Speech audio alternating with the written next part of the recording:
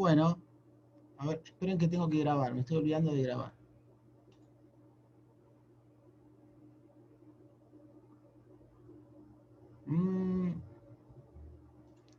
Estoy teniendo un problemita acá.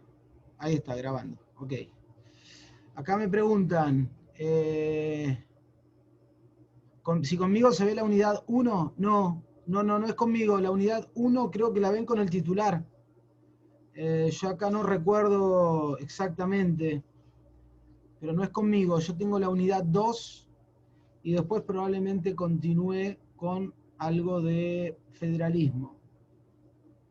Claro, ahí pone Magalí, ya la vimos el jueves, entonces la están viendo con el titular, la unidad 1. ¿Alguna otra pregunta que quieran? Sí, yo tengo una duda sobre Sí, Bander. hola. Hola.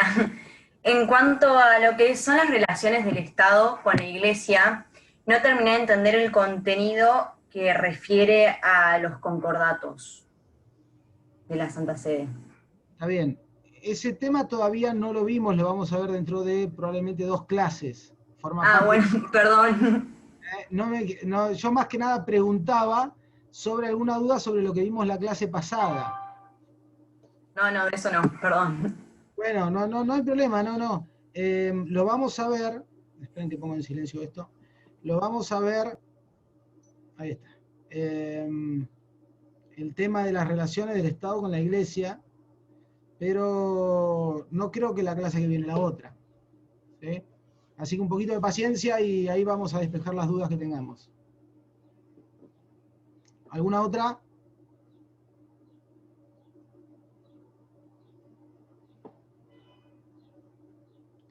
Si no, si quieren, vamos avanzando. Bueno, cualquier cosa después, si se acuerdan de alguna pregunta, me la hacen.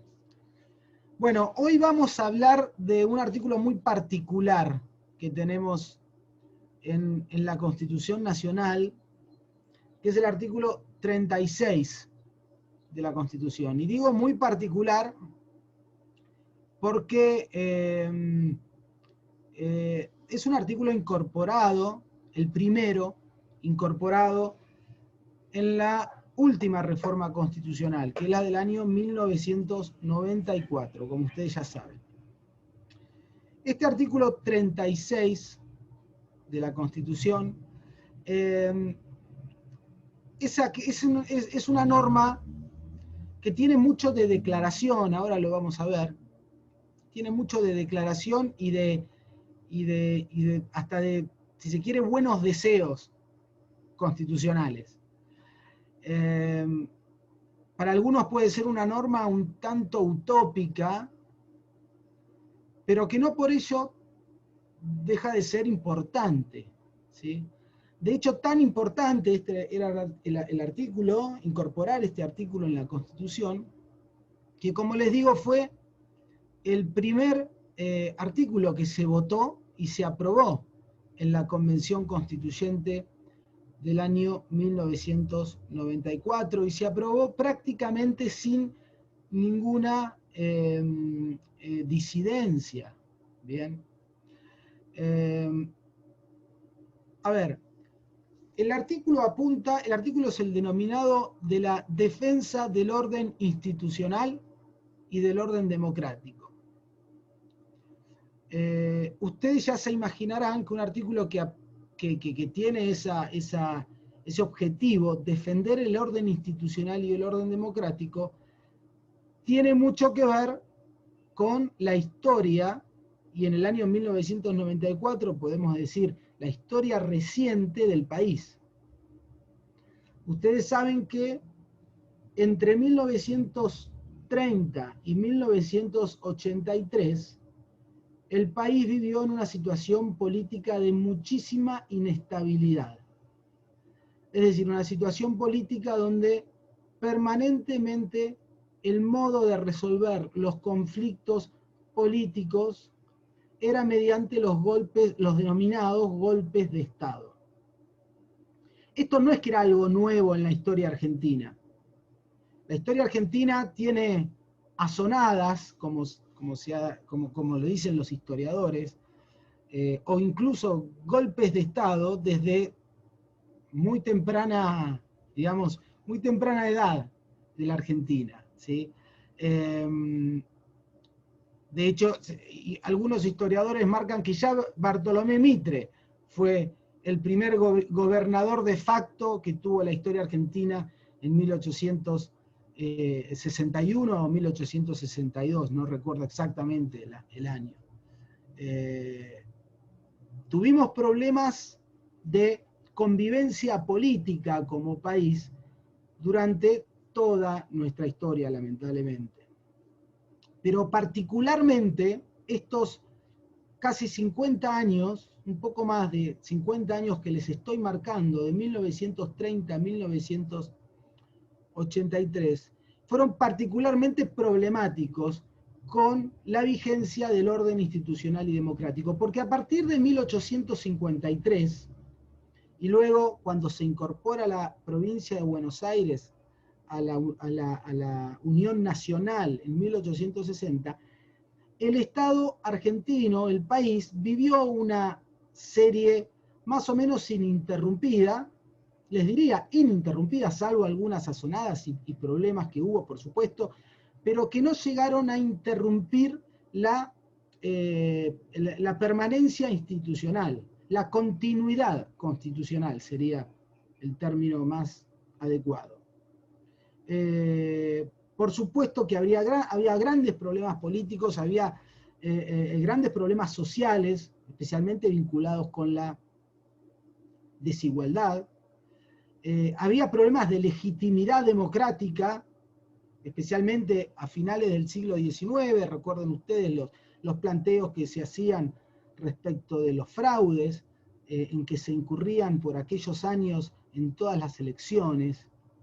Pero la continuidad institucional estaba más o menos asegurada. Hasta una fecha, que hace poco se cumplió lamentablemente el aniversario, hasta el 6 de septiembre de 1930, la fecha en que un golpe militar derroca a Hipólito Yrigoyen, que estaba cumpliendo su segundo mandato constitucional como presidente de la nación. A partir de esa fecha, que lamentablemente además, si vamos a incorporar otro dato histórico, y esto es muy grave para la historia argentina, luego del golpe de Estado perpetrado por el general Uriburu, la Corte Suprema de Justicia dicta su famosa acordada donde legitima el golpe de Estado. Es decir, el máximo tribunal del país, cuya misión principal debía ser la preservación del orden constitucional y de la democracia argentina, justamente hizo todo lo contrario de lo que debía hacer, legitimó el golpe de Estado.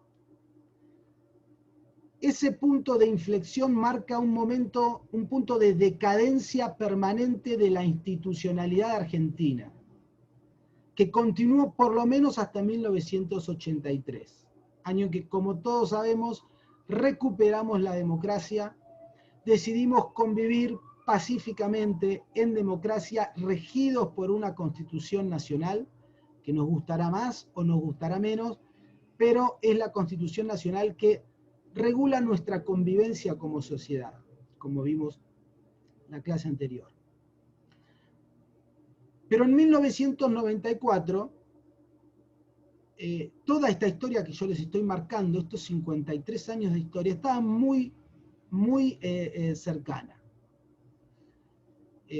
A esto con el agravante de que los golpes de Estado y los gobiernos de facto, militares o cívico-militares, iban de alguna manera como intensificando su agresividad hacia los derechos humanos. La última dictadura militar fue un claro ejemplo de esto con los 30.000 desaparecidos que hubo en la Argentina. Y persecuciones políticas y torturas y una serie de hechos aberrantes que nos pusieron en las primeras planas de los titulares de todo el mundo, justamente por esto, por estas situaciones que fueron realmente aberrantes. Esta forma de intentar resolver, entre comillas, los conflictos políticos, claramente tenía que ser y tiene que ser superada en nuestro país.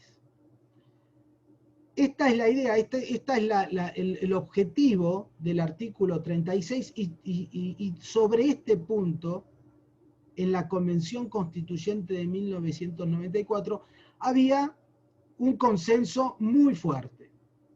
Más allá de las diferencias políticas, radicales, peronistas u otros partidos menores que formaban parte de la Convención Constituyente, estaba claro que la convivencia en democracia y la vigencia de las instituciones era un valor fundamental para la convivencia y para el futuro y el desarrollo de la sociedad argentina.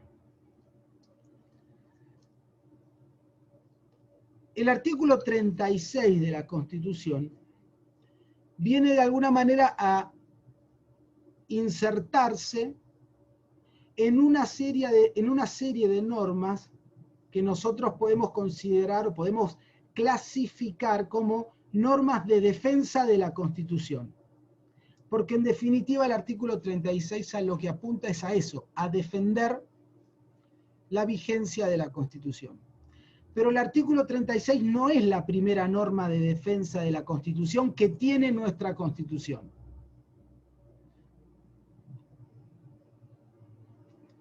De hecho, ya había varias otras que se las voy a mencionar y que algunas de estas ustedes van a ir estudiando a lo largo de la materia.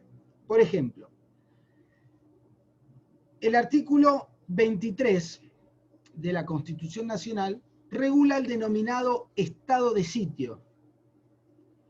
El estado de sitio, ustedes ya lo van a estudiar, no en esta materia, pero sí en derechos humanos y garantías, ahí se estudia con detalle. El estado de sitio es un mecanismo previsto por la propia Constitución para, digamos, su autodefensa frente a crisis sociales o políticas extremadamente riesgosas para el sistema constitucional. A través del estado de sitio, lo que puede hacer el gobierno es, lo dice la Constitución, suspender las garantías constitucionales en uno o varios puntos del territorio del país. Fíjense, suspender las garantías constitucionales. Es una suspensión, digamos, parcial de la Constitución, porque si suspendemos garantías constitucionales, estamos suspendiendo parcialmente parte de la Constitución. El estado de sitio fue un mecanismo que se utilizó en otras etapas del país, en otras épocas del país, de manera bastante asidua, si se quiere, era bastante común. Por suerte, en democracia, el estado de sitio ha pasado a ser una excepción muy excepcional, y está muy bien que así sea. Pero el punto es que acá tenemos una norma claramente de defensa de la Constitución. La Constitución genera, digamos, sus propios anticuerpos para defenderse. Bien. Otra norma de defensa de la Constitución la tenemos al lado del 23, el artículo 22, que prevé, el delito, el famoso delito de sedición. Dice que cualquier grupo de personas o grupo armado que se arrogue los derechos del pueblo comete delito de sedición, y sus autores son pasibles de la pena de los traidores a la patria. Acá tenemos otra norma de defensa de la Constitución. También estas normas que yo les estoy mencionando son normas que fueron sancionadas en la Constitución de 1853, son normas de mediados del siglo XIX, tienen muchos años de vigencia. No son normas, digamos, modernas como esta que vemos hoy y que vamos a analizar un poquito más en detalle hoy, que es el artículo 36. El artículo 21, vamos de arriba hacia abajo, si se quiere. El artículo 21 que prevé la posibilidad de todos los ciudadanos de armarse en defensa de la patria y de la Constitución. Acá tenemos otra norma de defensa. Este es el artículo 21, es el que de alguna manera justificó constitucionalmente el servicio militar obligatorio que durante tantos años tuvo vigencia en nuestro país, ¿sí? Ahí tenemos otra norma de defensa. El famoso artículo 29 de la Constitución. El artículo 29 también tiene, al igual que el 36, un condimento histórico, un condimento bien propio de la realidad de la Argentina. El 29 es aquel artículo por el cual se dispone la prohibición de otorgar a cualquier persona la suma del poder público, ¿sí? O facultades extraordinarias, por las que la vida o el honor de las personas quede a merced de persona alguna, ¿sí? O los bienes de los ciudadanos queden a merced de persona alguna. Bien. Esto, por supuesto, también está absolutamente prohibido y tales actos, dice, son absolutamente nulos, dice el artículo 29, que en este punto es un artículo, digamos, primo del artículo 36. Ya vamos a ver que esto de la nulidad se repite en el artículo 36.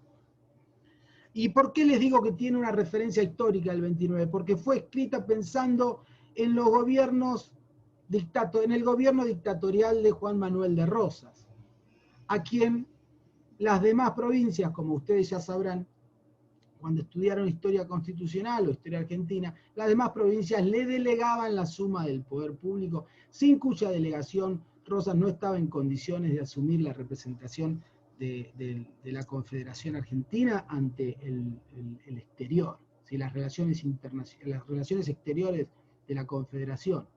Bien. Y otra norma de defensa también del orden constitucional, concretamente del federalismo argentino, la encontramos en el artículo 6, que regula la intervención federal a las provincias, en casos de ataque exterior, en casos de conmoción interior, ¿sí? Para restablecer a las autoridades depuestas o garantizar la forma republicana de gobierno, como dice el artículo 6 de la Constitución. Acá también la Constitución genera sus propios anticuerpos, hablando en términos biológicos. ¿Para qué? Para evitar que un problema que ocurra en una provincia pueda expandirse y pueda realmente ser un problema aún más grave para todo el país, para toda la nación. Entonces la intervención federal, de la que también se ha hecho uso y abuso a lo largo de la historia, prevista en el artículo 6 de la Constitución, acá tenemos otra norma de defensa de la Constitución Nacional. Como ven, hay varias normas que preveía la Constitución para tratar de contener determinadas situaciones o situaciones fácticas que podían poner en riesgo la continuidad del orden constitucional de una u otra manera y cuyo objetivo era en definitiva preservar la Constitución, porque estas normas a lo que apuntan, especialmente el artículo 23 del estado de sitio y el artículo 6 sobre la intervención federal, a lo que apuntan es a establecer determinadas normas para situaciones anormales, si vale el juego de palabras, a los fines de preservar la vigencia de la Constitución, cuidar a la Constitución.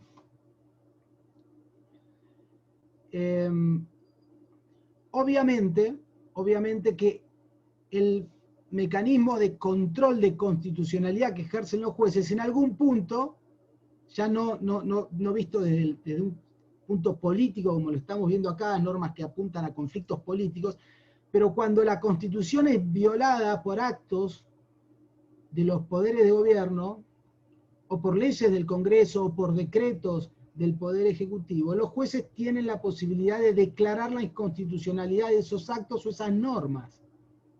Este también es un mecanismo de defensa de la Constitución y de la supremacía constitucional. Esto, lo interesante es que en la Constitución originaria, y durante décadas, el control de constitucionalidad por parte de los jueces, de los actos y de las leyes, no estaba previsto en la Constitución Nacional. Era una creación de la misma Corte, de la misma manera que ocurrió en los Estados Unidos de Norteamérica con el caso Marbury versus Madison, que es el caso de la Corte de los Estados Unidos que crea el control de constitucionalidad. Acá en la Argentina también tuvimos nuestro Marbury versus Madison, que replicó el control de constitucionalidad. Pero,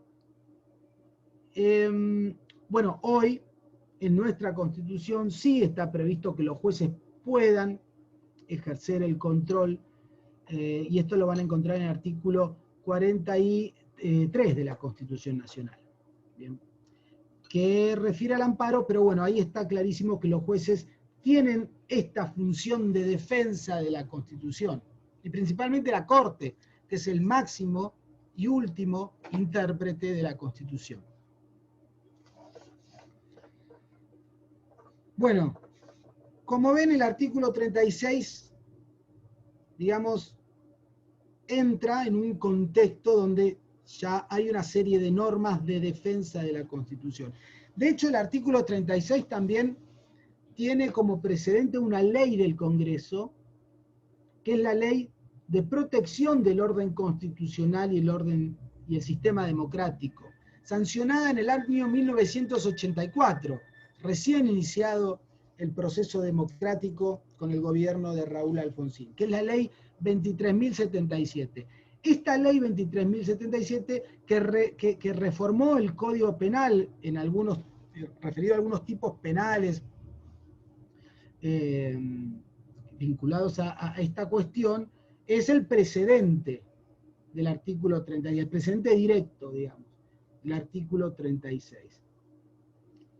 Que, como decía el convencional Antonio Cafiero, que fue el que en la Convención Constituyente presenta el artículo, fue el convencional que presentó la norma, el proyecto, mejor dicho, en aquella instancia, decía Cafiero que esta es una norma un tanto atípica en el constitucionalismo comparado.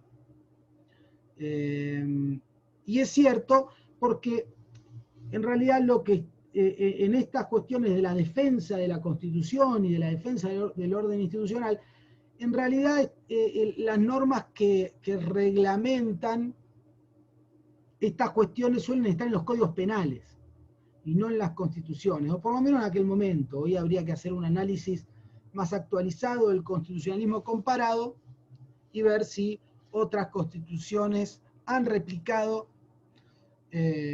lo que hizo la Constitución Argentina en 1994.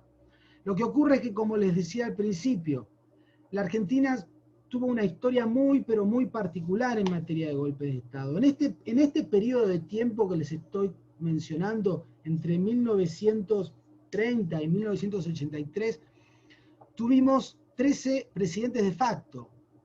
13 presidentes de facto. Incluso gobernantes de facto eran removidos por golpes de Estado de otros rivales que también querían ser gobernantes de facto.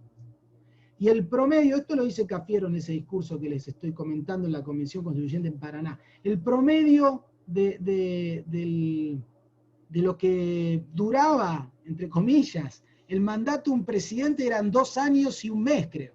2 años y 2 meses. Cuando el mandato presidencial en la Constitución Nacional era de 6 años, antes de la reforma del 94. O sea, la situación de inestabilidad política era tremendamente preocupante. Y es lo que motivó, insisto, la inclusión del artículo 36. Bueno, hasta acá vamos más o menos bien, ¿les parece? Ahí me están haciendo preguntas, pero que no tienen nada que ver con lo que estoy diciendo. ¿Hasta qué unidad abarca el primer parcial? Después leo las preguntas, chicos, por favor. Si son preguntas que tienen que ver con lo que estamos conversando, las respondo en el acto. ¿Sí? Profe, Sí. una consulta. Ley 23.077 es Ay, no te escuché bien. Ley el 23.000. precedente directo del artículo. Sí, 23.077. ¿Sí? Ajá. Bien, bien. Había Y otra entendido pregunta. 67 por eso. Sí. ¿Cómo Sí. dijiste que se llamaba ¿Quién? la ley? Ah, la ley. La ley es protección del orden constitucional y te la digo exacta. Protección del orden constitucional y el sistema democrático. Ni yo me entiendo la letra, perdón, pero No, está bien. es el nombre. Gracias. Es el nombre, no, de nada. Bueno, sigamos. Entonces vamos al artículo, concretamente a lo que dice el artículo 36. Se los leo. O les leo la primera parte, porque es un artículo un poco extenso, así que no se los voy a leer todo, lo vamos a ir leyendo de a poco. Y ir haciendo algunas reflexiones. Dice, primero, el artículo 36, a ver, ubiquémoslo en la estructura de la Constitución. Es el artículo que inaugura la sección de nuevos derechos y garantías. Ustedes saben que la Constitución Nacional tiene su sección de declaraciones, derechos y garantías, que va del artículo 1 de la Constitución al artículo 35. Pero también sepan que esos primeros 35 artículos no podían ser modificados en la reforma del año 94, porque ahí, ¿qué ocurrió? Hubo un pacto político entre los dos principales fuerzas políticas, el radicalismo y el peronismo, que se denominó Pacto de Olivos. Ese pacto fue reflejado en una ley, que es la ley de declaración de la necesidad de la reforma constitucional, que es la ley 24.309, y en esa ley, como producto, insisto, del pacto, se acordó que los primeros 35 artículos no iban a ser modificados. ¿Bien? Es decir, la parte de las declaraciones, derechos y garantías iba a quedar tal cual estaba hasta la reforma de 1957, que había sido la última reforma. Bien. Entonces, ¿qué ocurrió? Había, por supuesto, en la reforma del 94, necesidad de actualizar el sistema de derechos y de garantías. Para hacer esto se creó un nuevo capítulo, ¿sí? Una nueva sección, que es el capítulo segundo de la primera parte, como les digo, que se titula Nuevos Derechos y Garantías, que van del artículo 36, que vamos a ver hoy, hasta el artículo 43. ¿Sí? Bueno, entonces, ya que estamos ahí en contexto, en la estructura, en qué parte de la Constitución estamos, vamos a leer lo que dice el artículo, en esta primera parte. Dice, esta Constitución mantendrá su imperio aun cuando se interrumpiere su observancia por actos de fuerza contra el orden institucional y el sistema democrático. ¿Bien? Y vamos a ver, analizar un poquito qué significa esto. Fíjense, dice, esta Constitución mantendrá su imperio, es decir, en términos kelsenianos que todos manejamos un poquito, mantendrá su vigencia, ¿sí? va a continuar siendo vigente, aun cuando se interrumpiere su observancia, dice, por actos de fuerza contra el orden institucional y el sistema democrático. Es decir, acá tenemos que darnos cuenta que lo que quiere el convencional constituyente es disuadir posibles golpes de Estado. Por supuesto que declarar que la Constitución va a mantener su imperio, va a continuar estando vigente, aún frente a actos de fuerza que la, digamos, suspendan a la fuerza, es una expresión, si se quiere, de deseos. Bien. Imagínense un golpe militar de los típicos del siglo XX, vienen las tropas con los tanques y una persona así con la Constitución dice, mucho no va a poder hacer, ¿no? En los hechos mucho no vamos a poder hacer, si esto lamentablemente ocurre alguna otra vez en nuestra vida.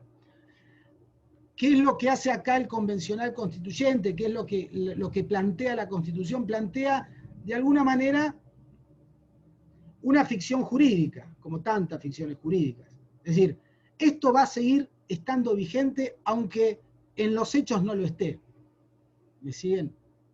Es un poco intrincado de entender, pero es así. ¿Pensando en qué? Pensando en el día después. Pensando en el día en que ese gobierno de facto se retire del poder, o lo retire la fuerza de la sociedad civil, de la ciudadanía, y se reinstale en su vigencia, si se quiere, la Constitución Nacional. Entonces, la Constitución lo que plantea es esta diferencia o esta distinción que había un jurista alemán, se llamaba Carl Schmitt, del principio del siglo XX, bastante cuestionado seguramente por sus afiliaciones, afiliaciones o afinidades con el gobierno de Hitler en épocas de la Segunda Guerra Mundial, pero fue un jurista alemán que más allá de eso tuvo enorme influencia en la Europa de entreguerras como constitucionalista.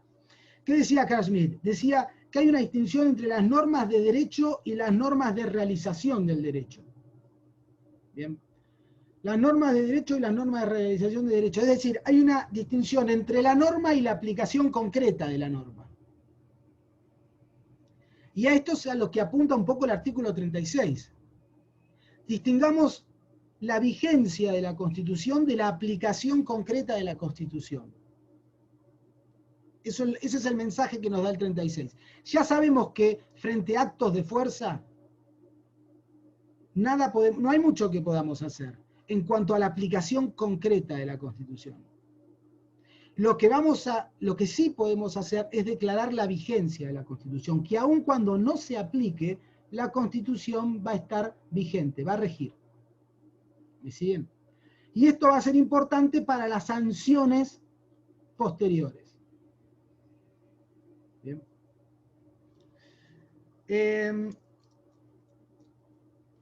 El mismo Schmitt, Carl Schmitt, hablaba de que hay que distinguir, y me parece que también es importante que lo aclaremos en función de lo que dijimos de las otras normas sobre defensa de la Constitución, que hay que distinguir la supresión de la Constitución del quebrantamiento. Dos conceptos, hay otros más que agrega Schmitt, yo lo voy a simplificar bastante. Distinguir la supresión de la Constitución del quebrantamiento o de la suspensión de la Constitución. Son tres conceptos diferentes. La supresión de la Constitución es el supuesto que prevé el artículo 36. Es el supuesto en que la fuerza de determinado grupo de personas provoca que la Constitución no se aplique en su conjunto, no alguna norma, sino que deje de aplicarse in totum, ¿sí? En su totalidad. y por un tiempo indefinido. El artículo 36 de la Constitución está previendo entonces una hipótesis de supresión de la Constitución en términos de Smith. Por supuesto, una supresión ilegítima. Una supresión que es, si se quiere, es obvio decirlo, inconstitucional. Pero que la propia Constitución la está previendo. Acá otra vez, la Constitución está creando sus propios anticuerpos. La Constitución quiere regular jurídicamente una situación que de por sí es extrajurídica, porque estamos hablando de fuerza, estamos hablando de violencia. Ahora vamos igual a distinguir estos dos términos. Estamos hablando de fuerza o de violencia, una situación puramente fáctica. La Constitución quiere tomar esa situación y regularla. Algo que para muchos, como dijimos hace un rato, parece utópico, pero esta es la intención de la Constitución en este punto. Decía, la supresión de la Constitución tiene que distinguirse del quebrantamiento de la Constitución. ¿Cuándo hay un quebrantamiento de la Constitución? Cuando algún punto, alguna norma de la Constitución es violada por algún acto o por algún hecho, por alguna ley, por un decreto. En este caso de quebrantamiento, ya mencionamos que hay un remedio constitucional que es el control judicial, el control que tienen los jueces para revisar que la Constitución, primero revisar si existió ese quebrantamiento y si existió declararlo y, digamos, reponer la situación a una situación de constitucionalidad nuevamente. ¿Bien? Es el caso del quebrantamiento. El quebrantamiento es una norma, no es toda la Constitución, por supuesto. Es una norma, es un acto, y hay un mecanismo que está regulado, que es el del control de constitucionalidad. Es un funcionamiento, digamos, normal de las instituciones, los jueces ejercen este control. Y también dijimos que hay que distinguir la supresión de la suspensión de la Constitución.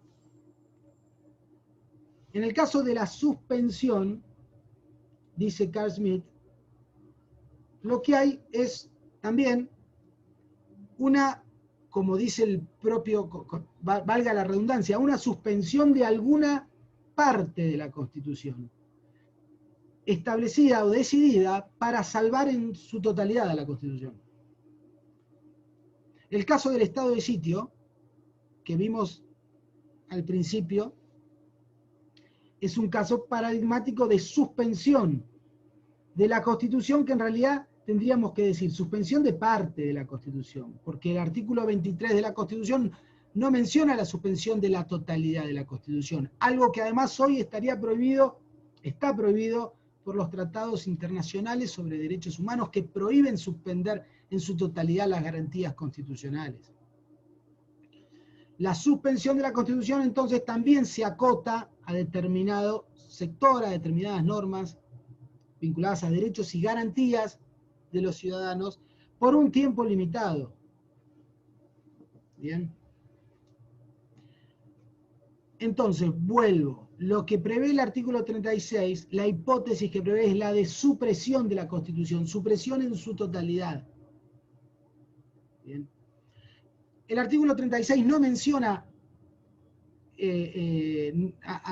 no habla de supresión de la Constitución, habla de el orden institucional y el sistema democrático. Es bastante más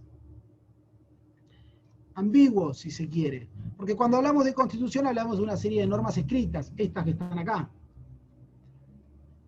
Pero en estos casos se apunta a que el atentado, la fuerza, este acto de fuerza del que habla el 36, tiene que básicamente ir al corazón de la Constitución, que es el orden institucional tal cual lo conocemos nosotros, un Congreso, un presidente, jueces.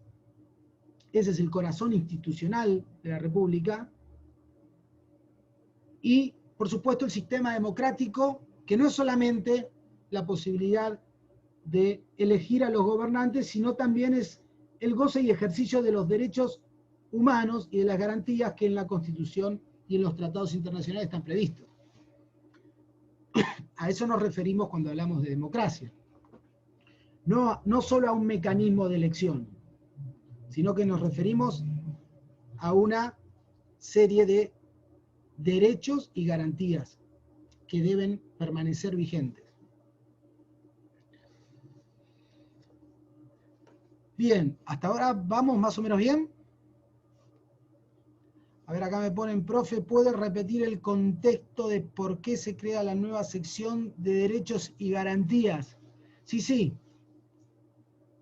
Porque, vuelvo a lo que les decía, cuando se acuerda la reforma constitucional del año 1994, políticamente se acuerda, sí, se ponen de acuerdo, el acuerdo político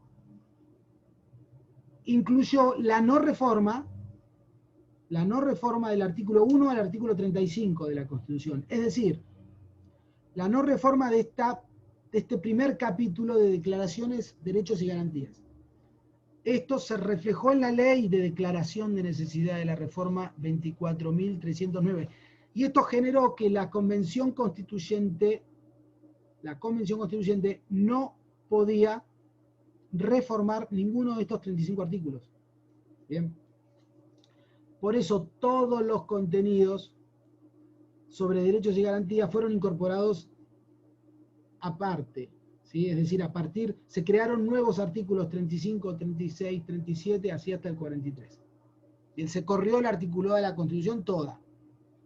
Bien, toda no, del 36 para adelante. ¿Sí? No sé si le respondí a Axel que me preguntó. Bueno, fíjense una cosa.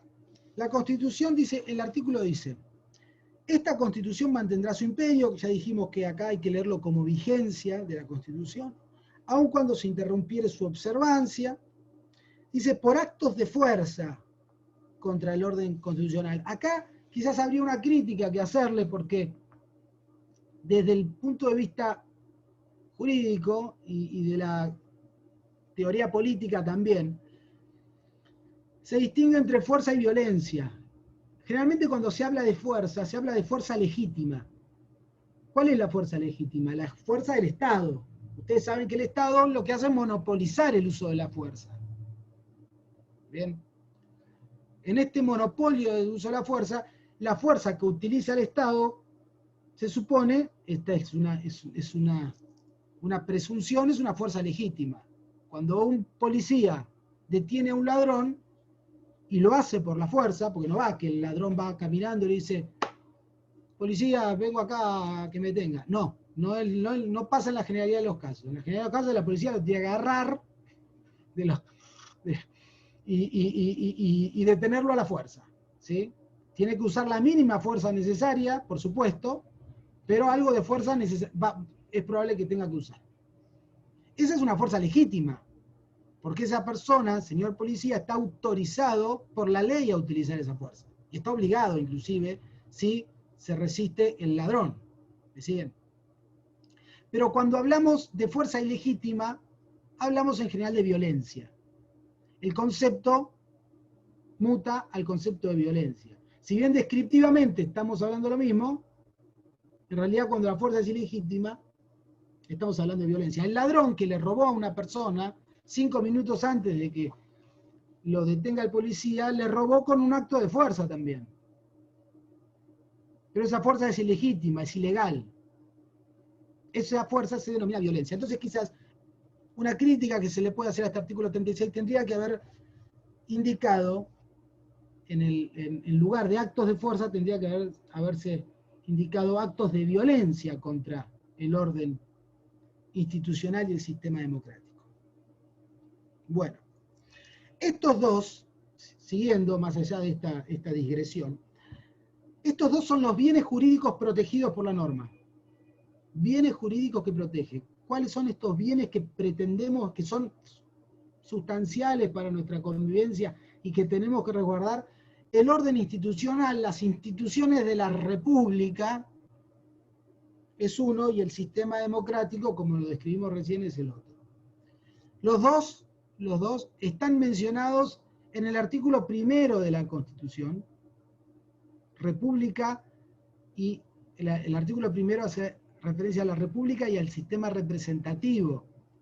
No hace referencia a la democracia, pero nosotros vamos a leerlo como si dijera democracia. Vamos a verlo la semana que viene, el artículo 31. Perdón, el artículo 1, vamos a verlo la semana que viene, y forma parte de esta unidad, pero acá estos dos bienes jurídicos protegidos son de esos dos bienes que son la estructura del sistema constitucional, ¿sí? Como les dije hace un rato, el núcleo del sistema constitucional.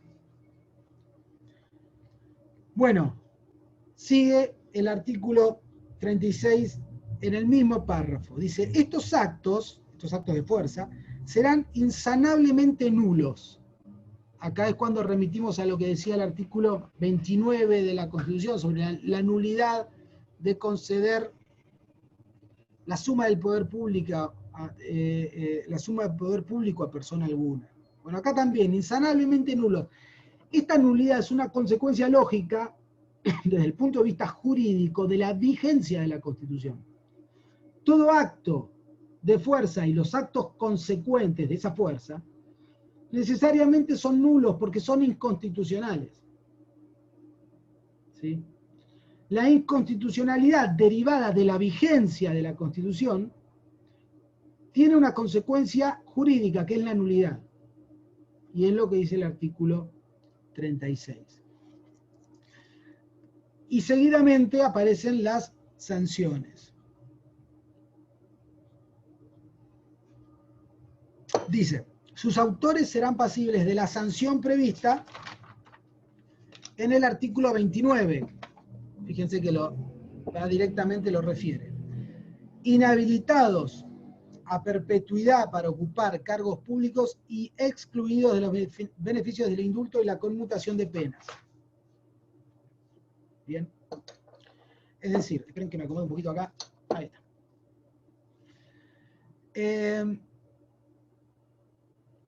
Tenemos principalmente, hay una sanción. Hay una sanción que es clave, que es la sanción prevista en el artículo 29. ¿Cuál es esa sanción? La de los altos traidores a la patria. O sea, que está prevista en el Código Penal, ¿sí? La traición a la patria. Esa sanción penal es la que se va a aplicar, al igual que se aplica en el artículo 29, para quienes se arroguen la suma del poder público, ¿bien? O quienes acepten la suma del poder público o facultades extraordinarias. También la tendrán quienes atenten contra el orden institucional y el sistema democrático. Es la misma sanción que prevé la Constitución.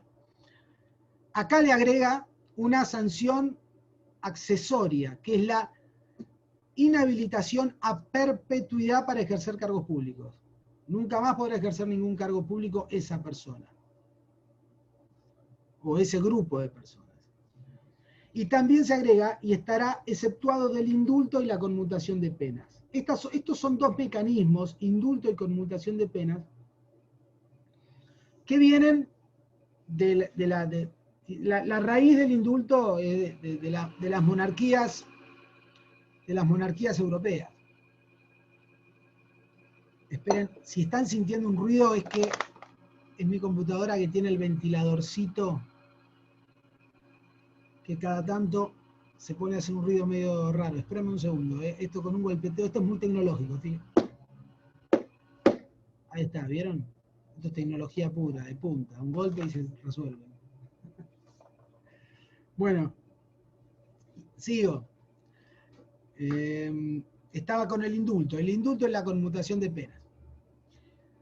Acá la Constitución prevé que estas personas, por supuesto, estarán por fuera de esta gracia del indulto y la conmutación de penas.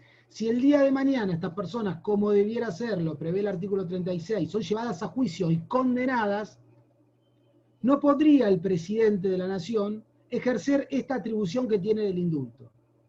El indulto es una... ¿Qué significa el indulto? El perdón de la pena.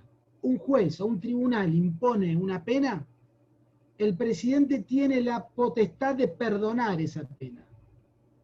Esto, como les digo, tiene su raíz monárquica y se ejerce en situaciones muy excepcionales. La ejerció el expresidente Carlos Menem respecto de los represores de la última dictadura.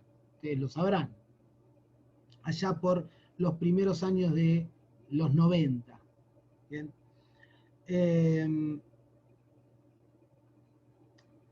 Y la conmutación de penas es un mecanismo similar al indulto que en lugar de perdonar la pena, lo que hace es disminuir el tiempo de condena. ¿Sí? Si una persona fue condenada a 20 años de prisión, el presidente puede disponer que esos 20 años se conviertan en 5 o 10, por dar un ejemplo. Y nada más. Bueno, estos beneficios constitucionales no los pueden tener quienes incurran en estos actos de fuerza que prevé el artículo 36. Acá, en definitiva, lo que extraemos de este primer párrafo es que la Constitución reivindica el principio de supremacía constitucional del artículo 31 que ustedes van a estudiar. Cuando dice, estos actos serán insanablemente nulos porque la Constitución está vigente, como dijimos, y además es suprema. Ningún acto pseudo jurídico, si se quiere, producto de un gobierno de facto, puede tener jerarquía mayor que la Constitución. Acá está reivindicado el principio de supremacía constitucional y además está reivindicada la regla del poder constituyente, del poder que ejerce, del cual es solamente titular el pueblo, ¿sí? Y lo ejerce una convención constituyente. La regla de que la Constitución solamente puede ser modificada, suprimida, cambiada a través de un mecanismo de reforma constitucional, pero nunca por actos de fuerza. Acá también lo vamos a ver, ustedes van a ver la unidad sobre poder constituyente. La Constitución establece reglas para ser reformada, para ser modificada, inclusive para cambiarla en su totalidad, como dice el artículo 30. Lo que nunca puede aceptar el sistema es que un acto de fuerza ilegítimo, sea de quien sea, pretenda llevarse puesto a la Constitución, o, como dice la norma, al orden institucional y al sistema democrático. ¿Me siguen? Entonces acá está reivindicada los dos principios que también son estructurales. El de supremacía constitucional del artículo 31 de la Constitución, principalmente el 31, no solamente ahí, ya lo van a ver cuando estudien supremacía, y del poder constituyente, el artículo 30, ¿sí?, de la Constitución. Bien. A ver, antes de seguir, acá me pone Dolores. Entendí los conceptos, pero me falta anotar un nombre. Schmidt. Está bien escrito, ¿sí? Diferencia entre normas de derecho y normas de realización del derecho, sí. Está bien, de eso es lo que hablamos. Bueno, continúa el artículo. Y ya vamos avanzando y acercándonos al final. Así no los canso. Dice, el segundo párrafo, dice, tendrán las mismas sanciones quienes, como consecuencia de estos actos, usurparen las funciones previstas por las autoridades de esta Constitución o de la de las provincias. Porque acá también, ustedes saben que todo golpe de Estado alcanza también a las autoridades provinciales. Esto fue siempre así. Entonces, se extiende las sanciones para terceros que, si bien no son directamente los que cometen los actos de fuerza, son los que se aprovechan de esos actos de fuerza ilegítimos para usurpar funciones constitucionales, es decir, para usurpar cargos, por ejemplo, electivos, para convertirse en jueces de facto, gobernadores de facto, o lo que fuera, o funcionarios de facto. ellos también tendrán las mismas sanciones, dice la Constitución. Y dice, los que responderán civil o penalmente de sus actos, y acá hay algo interesante, las acciones respectivas son imprescriptibles. Las acciones, la responsabilidad civil y penal que quepa a los autores de estos actos es imprescriptible. Sobre esto no hay duda, la Constitución es muy terminante y lo define desde su sanción hacia el futuro. Cualquier acto que ocurra que encuadre dentro de lo que prevé el artículo 36 es imprescriptible. ¿Qué significa imprescriptible? Significa que puede ser perseguida esa responsabilidad civil y penal por el Estado sin límite de tiempo alguno. No importa cuánto tiempo pase luego del hecho que se pretende juzgar. No importa, porque no corre la prescripción. No corre plazo alguno de prescripción. Por eso es imprescriptible. Les decía, no hay duda sobre estos actos hacia el futuro. Hacia el pasado, nosotros, como todos sabemos, tuvimos estos hechos, existieron en la Argentina, pero antes de la reforma del año 94, hacia el pasado, la Corte Suprema definió que la responsabilidad penal de los que cometieron delitos de lesa humanidad durante la última dictadura militar también eran imprescriptibles. Esto fue una decisión de la Corte, no fundada en el artículo 36, pero sí fundada en principios de derecho internacional de los derechos humanos. Pero fue todo un debate también en aquel momento y fue un debate interno dentro de la propia Corte. El tercer párrafo establece, todos los ciudadanos tienen el derecho de resistencia. Acá hay una suerte de derecho nuevo, el derecho de resistencia contra quienes ejecutaren estos actos. En realidad el derecho de resistencia, casi les diría, decir que el derecho de resistencia es un derecho nuevo, es en realidad, probablemente es el derecho más viejo que haya estudiado la teoría política. ¿Sí? Ya, ¿cómo se llamaba? Lutero hablaba del derecho de resistencia, y no solamente Lutero, más atrás de Lutero también. Pero la propia Constitución, en el artículo 21, como vimos hace un rato, hacía referencia al derecho de armarse en defensa de la Constitución. Ahí hay una suerte de derecho de resistencia también para defender la Constitución. Los convencionales constituyentes que redactaron esta norma, lo que apuntaban decían, acá no estamos hablando del derecho de armarse, de utilizar las armas. La resistencia, esto también lo decía Cafiero en ese discurso, en la convención, la resistencia puede ser una resistencia pacífica, como la resistencia pacífica que ejerció la Unión Cívica Radical cuando a fines del siglo XIX se abstenía de participar en las elecciones, porque decían que eran elecciones fraudulentas, ¿sí? O la resistencia del peronismo cuando en épocas de proscripción del peronismo decidía que sus votantes voten en blanco. Estos son actos de resistencia marcados también en ese discurso, que no necesariamente son actos de resistencia violentos.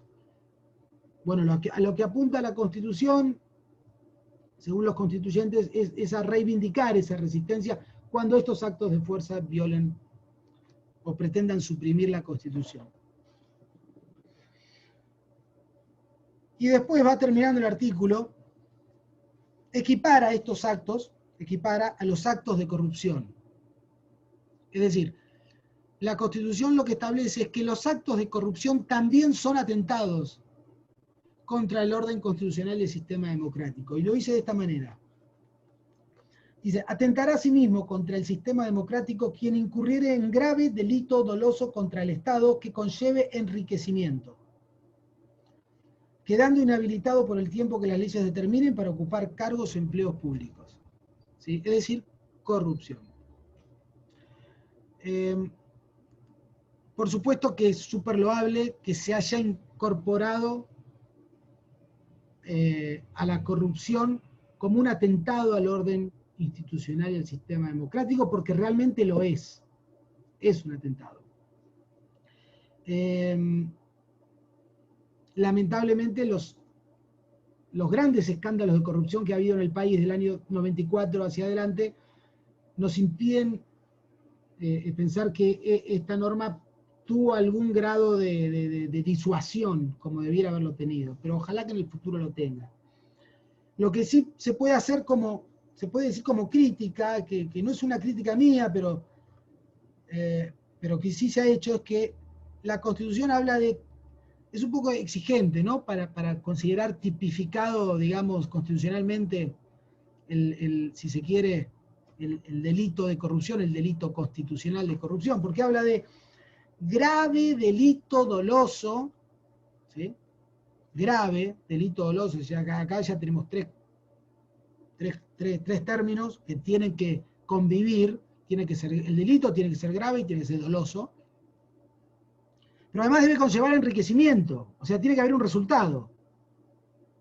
Con lo cual, la crítica es, no hacía falta tanto. Quizás podríamos habernos quedado en grave delito doloso, que ya es una conducta puramente reprochable desde el punto de vista de los valores que pretendemos defender cuando defendemos la Constitución. No necesitamos que el corrupto tengamos que probarle que se enriqueció, ¿sí? Para incorporarlo dentro de la norma. Hubiera sido suficiente con el grave delito doloso y ya con eso teníamos para defender la Constitución. Pero quizás se fue un paso más allá en una decisión que no es del todo feliz. Y continúa el artículo.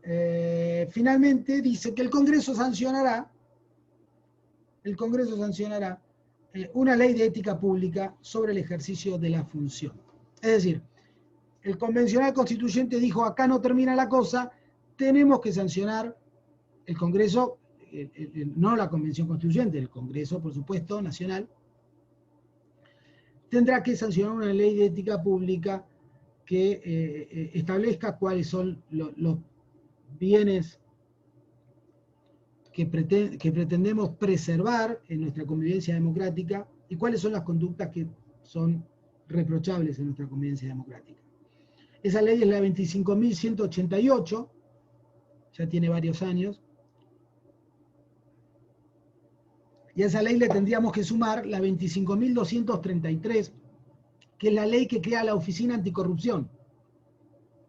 ¿Sí? Ustedes saben que la Oficina Anticorrupción es un organismo de control que trabaja en la órbita del Poder Ejecutivo y que, como su nombre lo indica, lo que hace es investigar a la administración pública dependiente del Poder Ejecutivo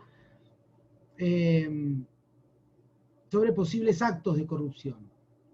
La crítica que se le hace y que cabe hacerle legítimamente es que la Oficina Anticorrupción se encuadra dentro, como dije recién, dentro de la órbita del Poder Ejecutivo. La Oficina Anticorrupción debería ser una oficina con una autonomía mucho mayor y no estar bajo la órbita directa del Poder Ejecutivo, porque obviamente que eso no hay que ser demasiado perspicaz para darse cuenta, eso condiciona mucho su labor. Sea por acción o por omisión, no importa, el condicionamiento existe. Los órganos de control, como regla, en el control público, en la teoría del control público, como regla, un órgano de control debe ser independiente del controlado.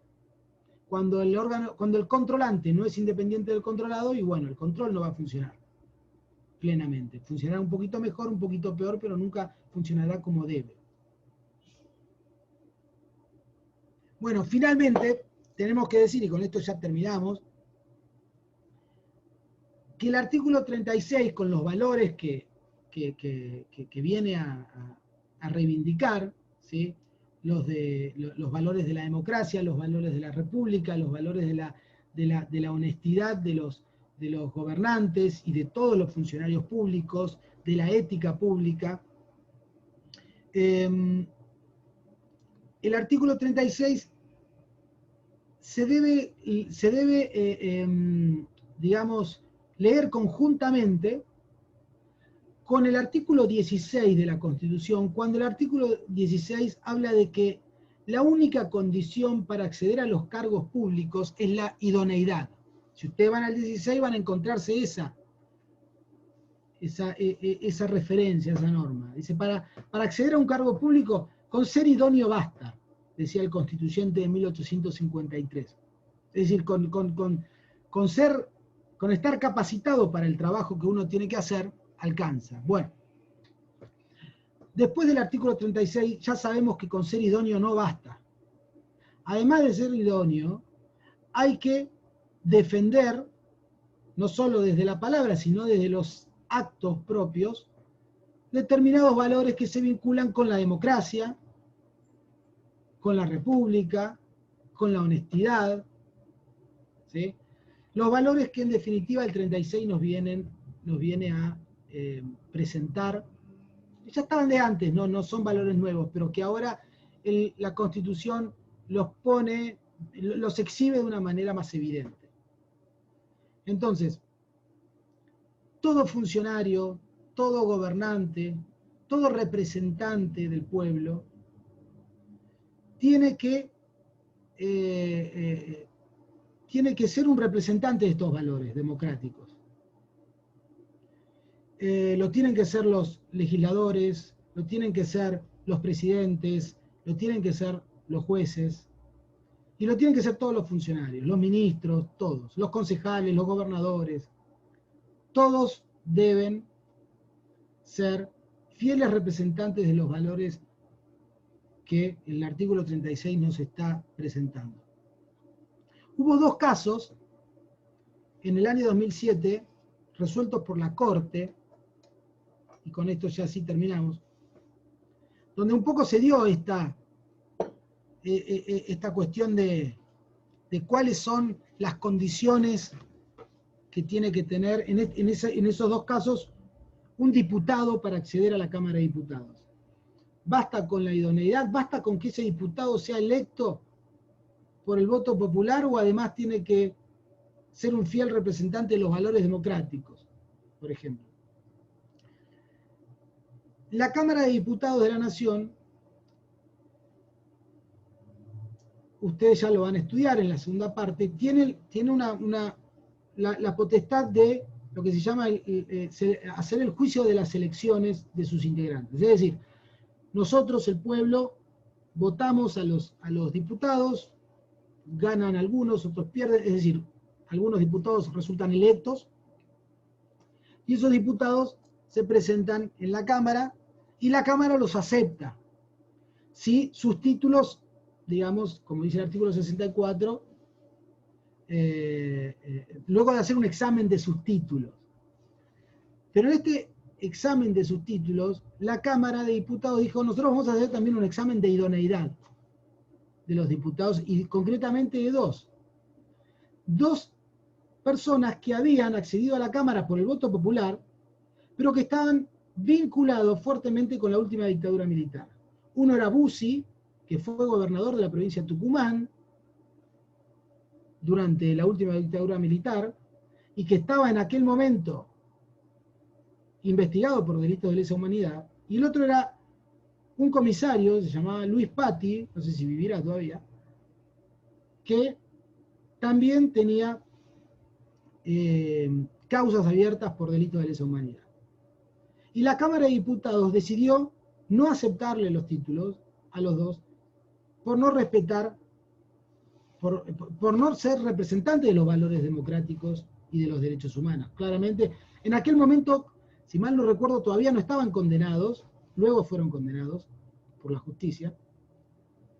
Y bueno, acá se planteó esa tensión que les hablo. Es decir, acá el debate fue, ¿alcanza con la sola idoneidad del artículo 16, que estaría inclusive reflejada en que esta gente fue votada por los ciudadanos, porque si no, no hubieran llegado a la Cámara de Diputados si alguien no los votaba?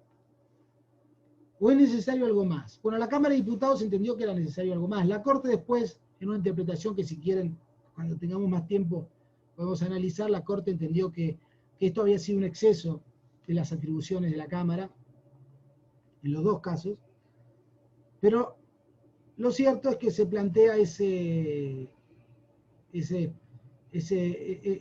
interrogante, ¿no? Estas dos personas podían ser diputados de la Nación con los antecedentes que llevaban en sus espaldas.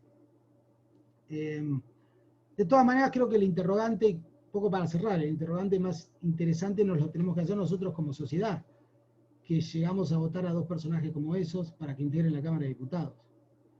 Pero eso también es otro tema que excede mucho a lo que podemos hablar en esta clase.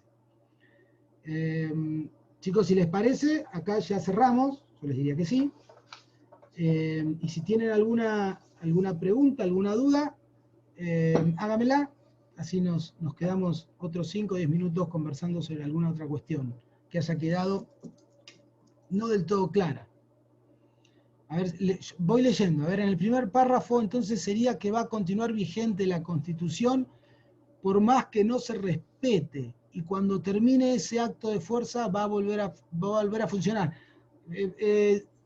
Sí, Abril, un poco así, más que volver a funcionar, va a ser aplicada la Constitución nuevamente.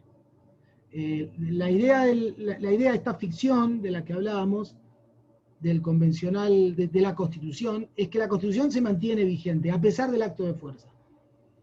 Y que solo hay en términos de Smith, una supresión.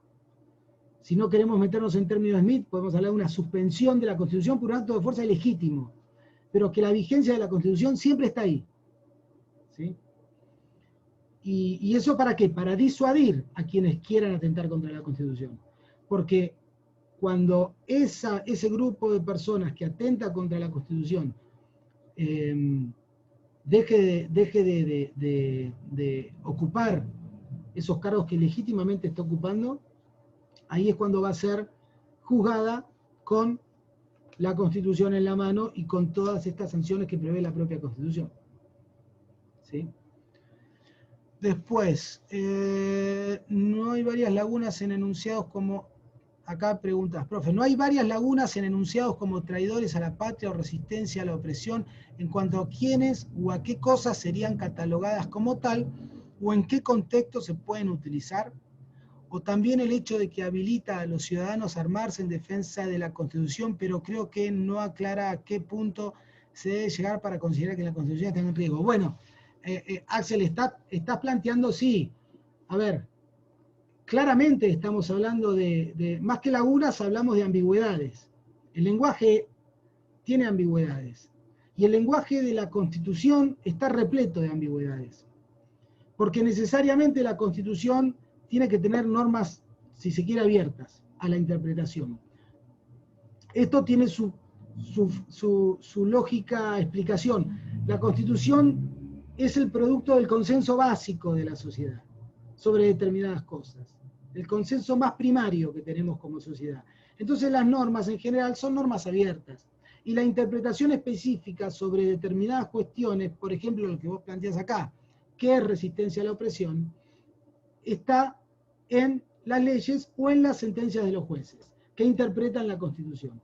Pero no las vas a encontrar, no solamente en la Constitución argentina, no, en general no las vas a encontrar en las constituciones, porque no es la función de las constituciones ser precisas en el lenguaje, ¿sí?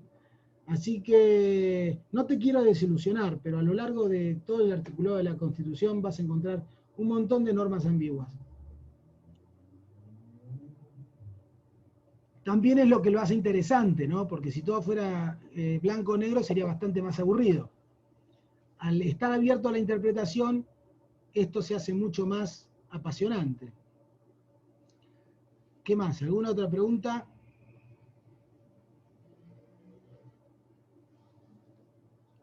Acá no veo ninguna nueva, o alguna que me haya olvidado, que no haya leído, cualquier cosa me dicen. ¿Hay algún cronograma al que tengamos acceso o alguna forma de saber nosotros los temas que se van a dar en cada clase? A ver, miren, conmigo es bastante fácil. Yo los miércoles voy a seguir con esta unidad 2 y después voy a pasar a dar algo de federalismo. El resto de los profesores les pido que ustedes les pidan a ustedes, a ellos, que les indiquen, porque yo no sé exactamente cómo van a ir organizándose el resto de los docentes. Así que, pero lo que a mí respecta, ya saben. ¿Qué más?